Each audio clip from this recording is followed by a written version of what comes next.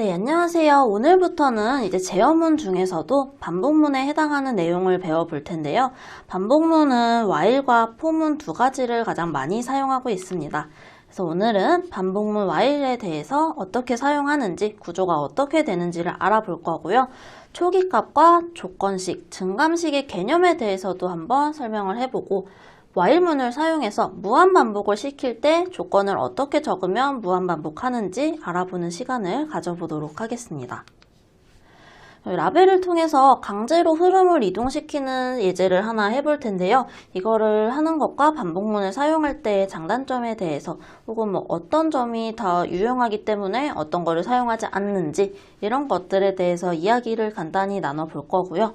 while의 구조를 통해서 프린트문을 찍어보면서 그 프린트문이 몇 번 실행되는구나 이렇게 확인을 하면서 실제 반복문의 실행을 확인해 보는 시간도 가져보려 합니다. 그리고 이제 이전에서 계속 말씀을 드렸었고 저희가 메인 함수와 아니면 다른 함수를 만들어서 계속 호출을 해서 사용하고 있지만 함수의 개념과 함수 호출이라는 것, 정의와 호출하는 방법, 그리고 함수 안에서 불러오는 매개 변수라는 애를 사용하는 방법에 대해서도 간략하게 짚고 넘어가 보겠습니다. 네, 그러면 오늘도 실습을 시작해 보도록 하겠습니다. 지난 시간에 이제 유니코드를 사용해서 캐릭터 형식의 변수를 받아오고 그 변수를 문자가 입력이 되었을 때 각 문자가 어떤 게 입력이 되었는지를 확인하고 그 입력된 문자마다 시작하는 단어를 출력해주는 그런 코드를 작성을 했었는데요. 거기에서 제가 지금 빠뜨렸었던 게 이 ALP라는 알파벳이라는 변수를 선언만 하고 값을 받아오는 부분을 생략을 했었더라고요. 자, 프린트문으로 알파벳을 입력하세요 라고 찍어주고요. 스캔F로 값을 받아와 주시면 되겠습니다. 받아올 때는 %c를 사용하셔야 하고요. ALP에 저장하기 위해서 &, 주소 값을 같이 사용해 주시면 됩니다. 자, 그렇게 했을 때 저희가 채워야 하는 부분은 요 스위치 중괄호 안에 케이스 부분인데요. 한 가지 케이스만 더 추가하고 디폴트 값을 추가하는 부분에 대해서 설명을 하고 오늘의 while문 실습에 대해서 한번 진행을 해보도록 하겠습니다. 여기 해놨던 것처럼 케이스 이번에는 C를 하나 예시로 들어보겠습니다. 동일하게 C로 시작하는 단어는 cow입니다. 라고 작성을 해주시면 될 것 같고요. 브레이크를 적어줘야 다음 구문까지 진행이 안 되고 해당 그 케이스에 걸리는 조건에 대해서만 실행이 된다라고 말씀을 드렸었습니다. 그러면 이제 알파벳이 A부터 Z까지 많이 있는데 그 중에서 저희는 지금 A, B, C라는 3개의 알파벳에 대해서만 내용을 추가해줬습니다. 그래서 그 3개가 아닌 나머지 경우 디폴트 값일 때 어떻게 할 건지 프린트로 저장된 단어가 없습니다 라고 입력을 한번 해주겠습니다. 마무리 부분에서도 물론 뒤에 진행되는 코드는 더 없지만 안정적인 스위치문 탈출을 위해서는 브레이크를 찍어주는 것을 추천을 드립니다. 자, 이렇게 했을 때 저희가 EX27번 실행을 한번 해볼 거고요. 이렇게 모든 경우를 다 확인할 수 있도록 첫 번째 대문자 A로 한번 해보겠습니다. 저희가 대문자로 해도 소문자로 변환을 해서 걸릴 수 있도록 조건을 해줬기 때문에 실제로 이게 소문자로 인식을 잘 해서 잘 되는지 먼저 확인을 해보겠습니다. 대문자 A를 입력해도 저희가 소문자 A라는 케이스를 주었지만 정상적으로 잘 작동하는 것을 확인할 수가 있었고요. 그 다음에 이번엔 소문자 B 정상 작동하고 있고요. 그 다음에 소문자 C도 한번 확인해 보겠습니다. C까지 잘 작동한다면 저희가 이제 A, B, C 외에 다른 문자, 예를 들어 D 입력했을 때 저장된 단어가 없습니다 라는 출력이 나온다면 잘 작성하신 거라고 확인하실 수가 있겠습니다. if문으로 확인하자면 else 구문과 같은 역할을 해주는 게 이 디폴트라고 말씀을 드렸었습니다.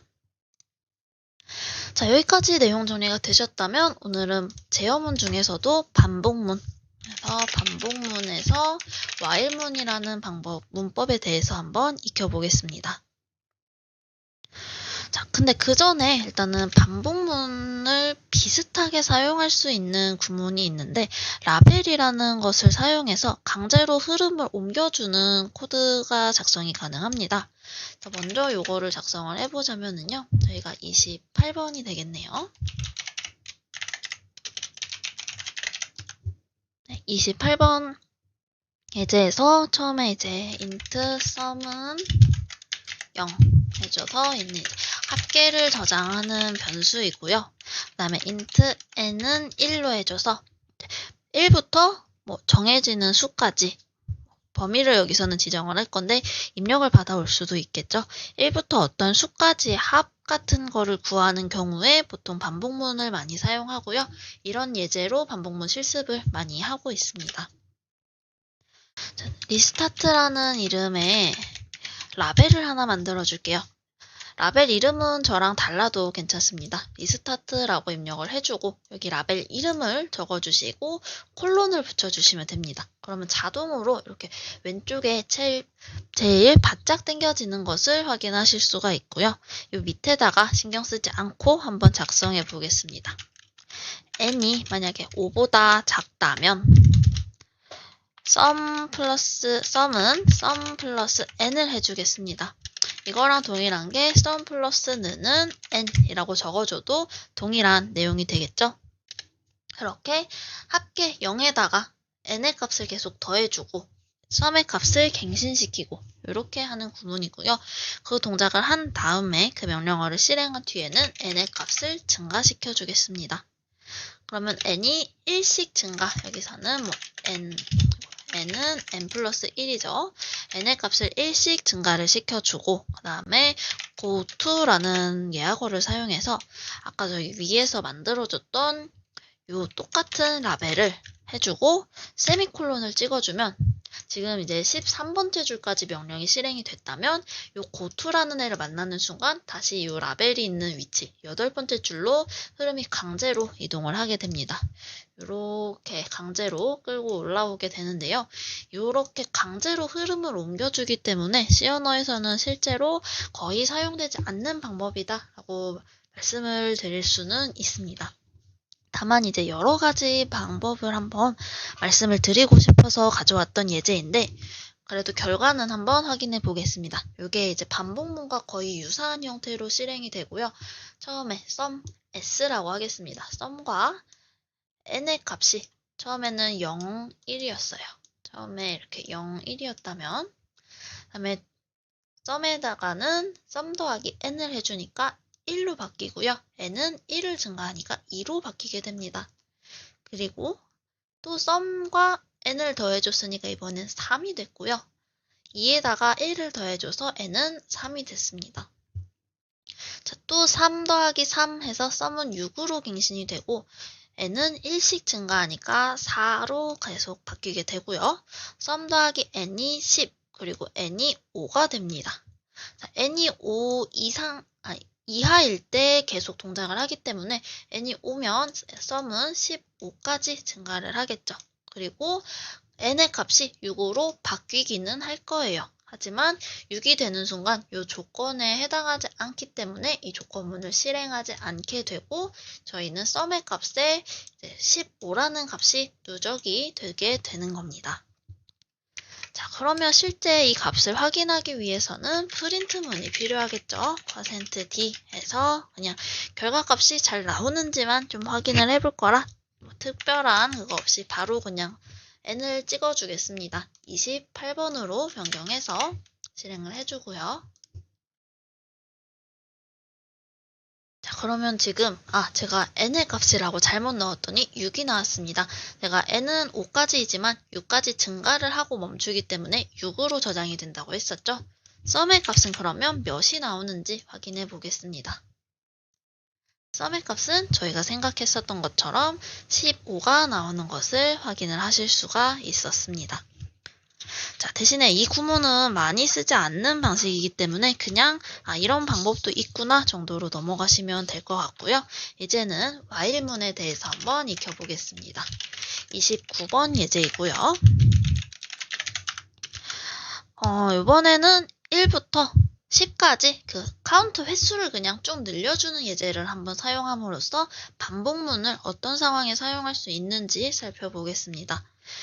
처음에 CNT, 카운트의 줄임말로 많이 사용을 하고요. 카운트. 그리고 이 CNT의 값을 지금 1이라고 줬습니다. 이거를 저희는 초기값 혹은 초기화라고 이야기를 합니다.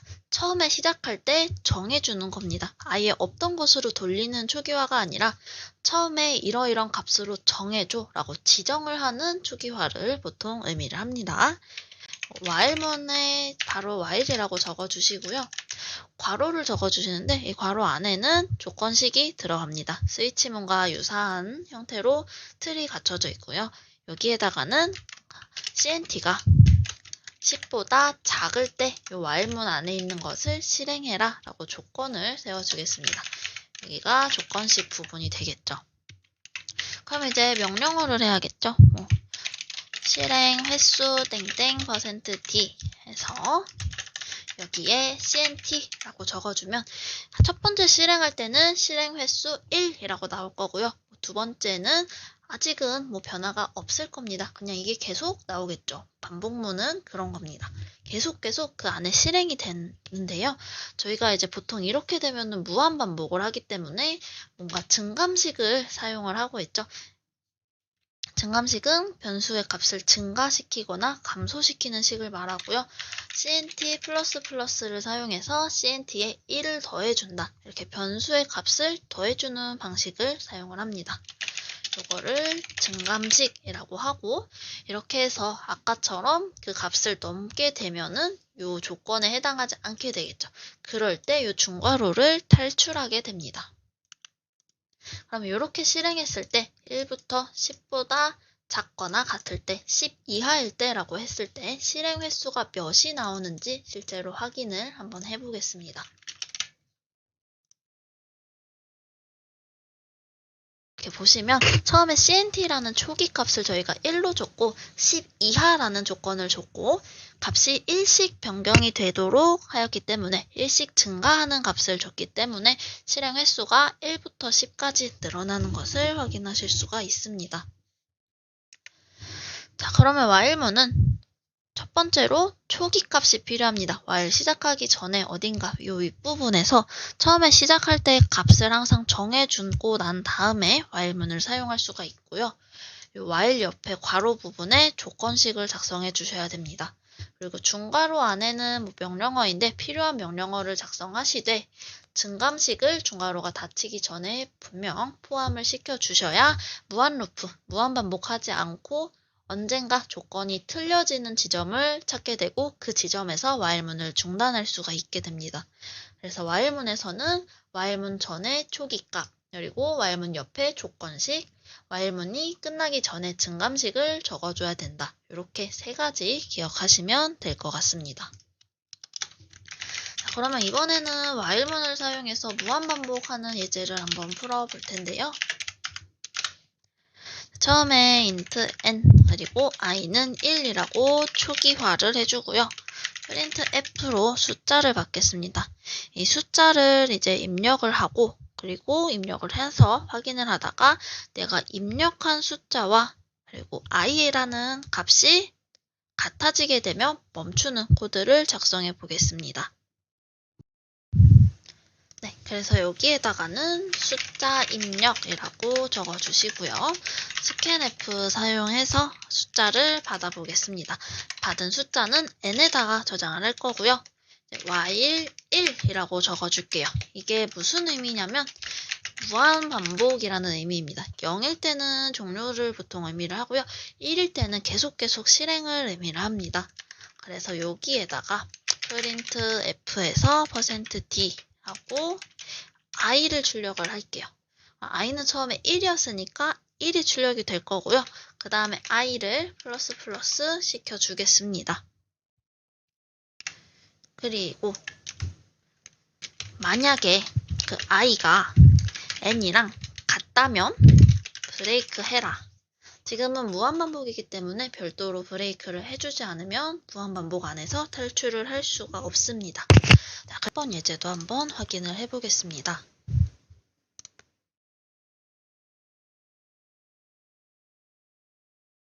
숫자를 저희가 만약에 10이라고 입력을 했다면 1부터 9까지 출력이 되는 것을 확인을 하실 수가 있고요.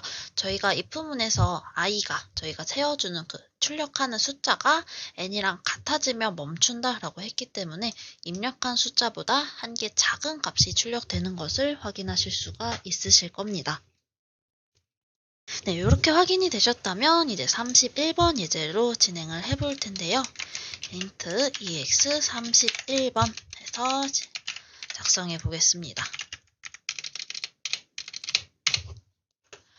31번 예제는 이제 요 안에다가 매개 변수를 사용할 텐데 함수 안에서 매개 변수를 사용하게 되면 함수를 호출할 때 저희가 메인문을 여기서 부를 때 매개 변수를 부를 수가 값을 동시에 뭐 여기다 1, 10 이런 식으로 값을 넣어줄 수 있게 사용을 할 수가 있습니다.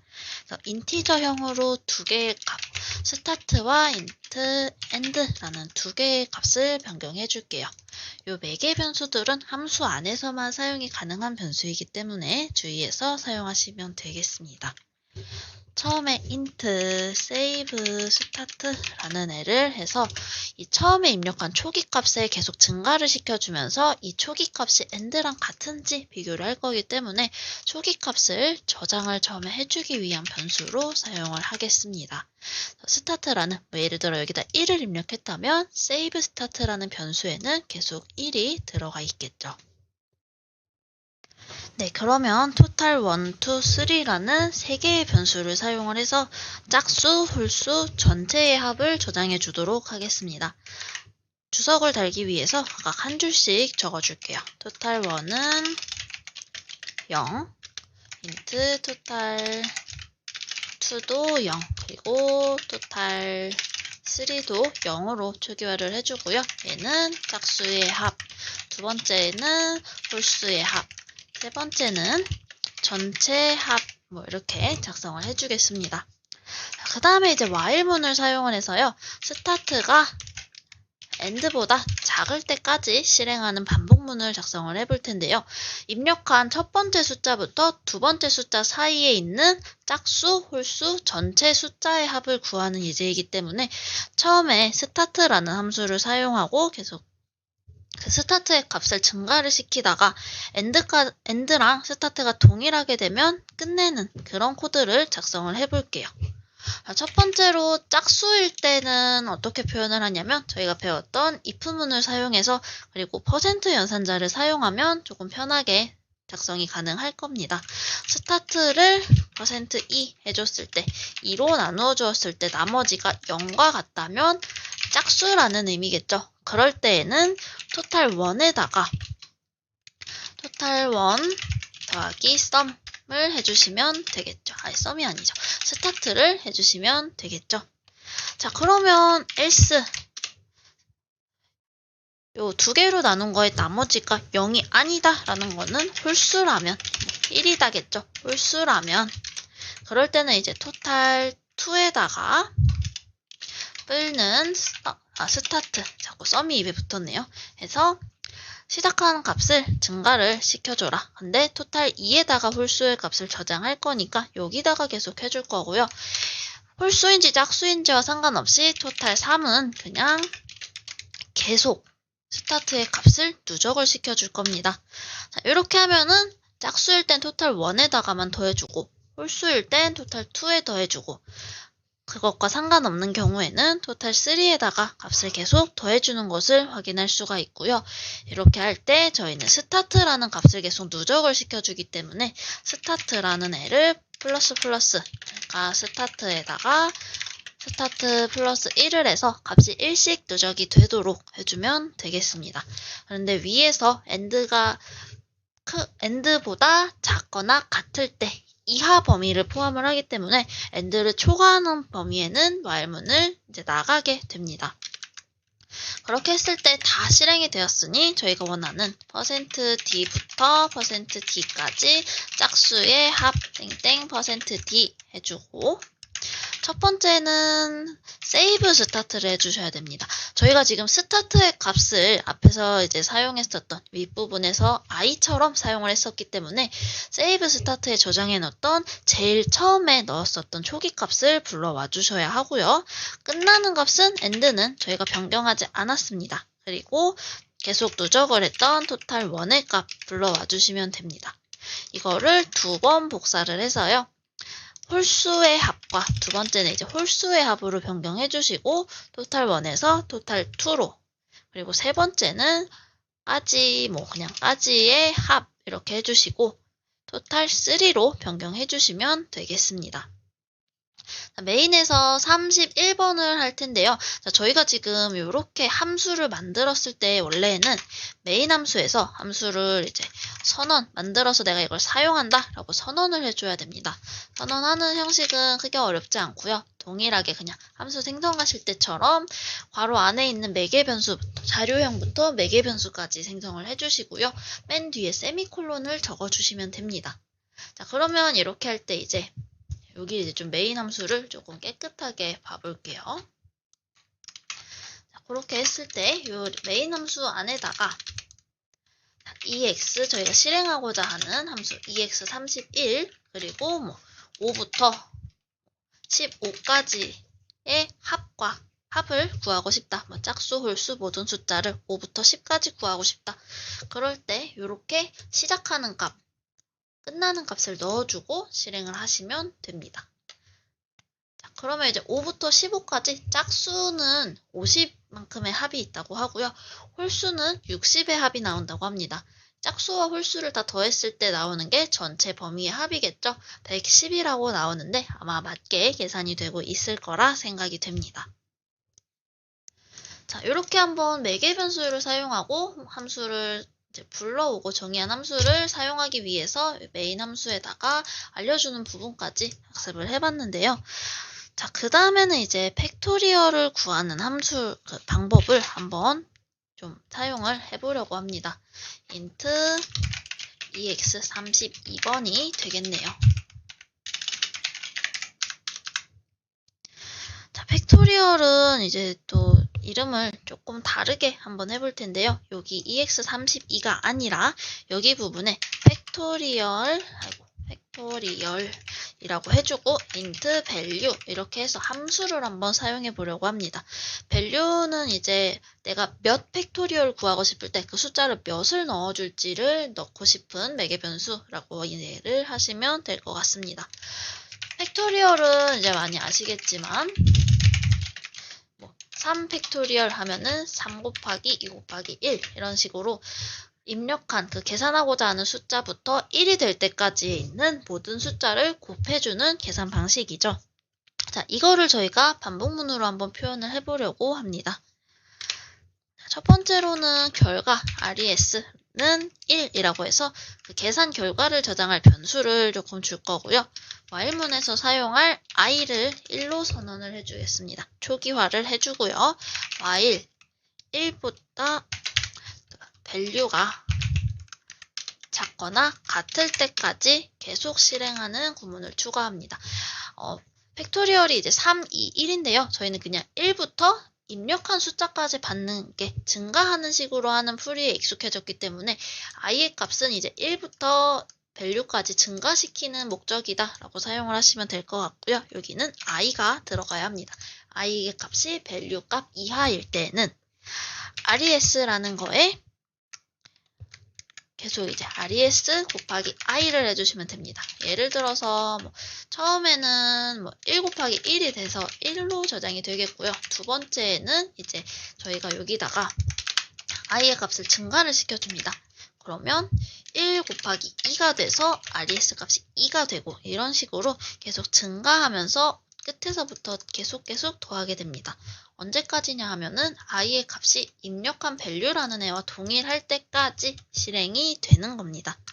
이렇게 해주고 이 함수의 결과값은 사실 return에서 받아볼 수가 있습니다. 그래서 여기에다가 res라고 적어주면 이 계산식을 뭔가 프린트를 하지 않아도 이 함수를 불렀을 때 그 함수가 있는 위치에 이 계산 결과가 이제 들어가게 되는 건데요. 그렇게 했을 때 메인문을 어떻게 작성하는지 그게 오늘의 퀴즈가 되겠습니다.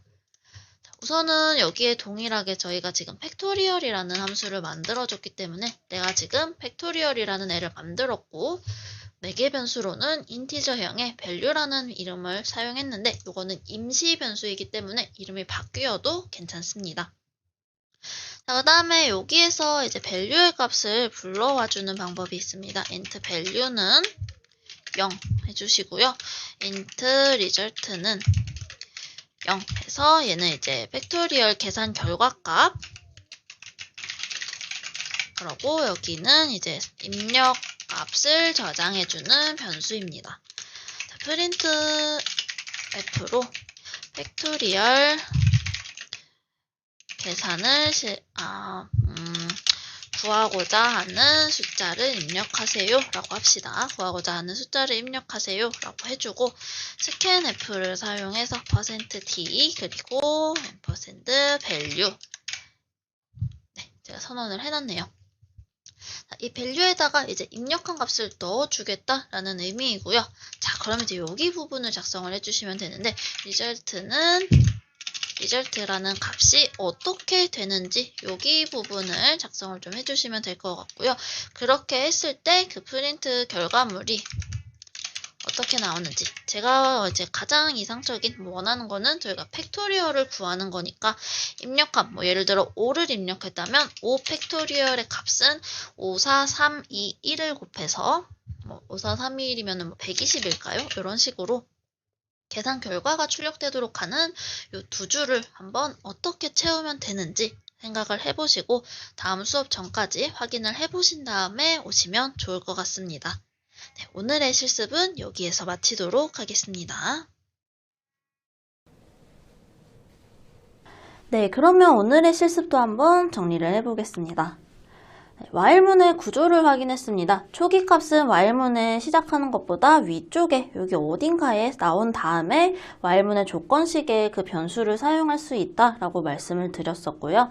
증감식은 맨 마지막에 while문의 중괄호, 여기는 지금 중괄호 표시가 안 돼 있는데 여기서부터 여기까지 while문이 진행이 된다면 그 while문이 끝나기 전에 중괄호 안쪽에다가 증감식을 적어줘야 한다라는 거 말씀을 드렸습니다.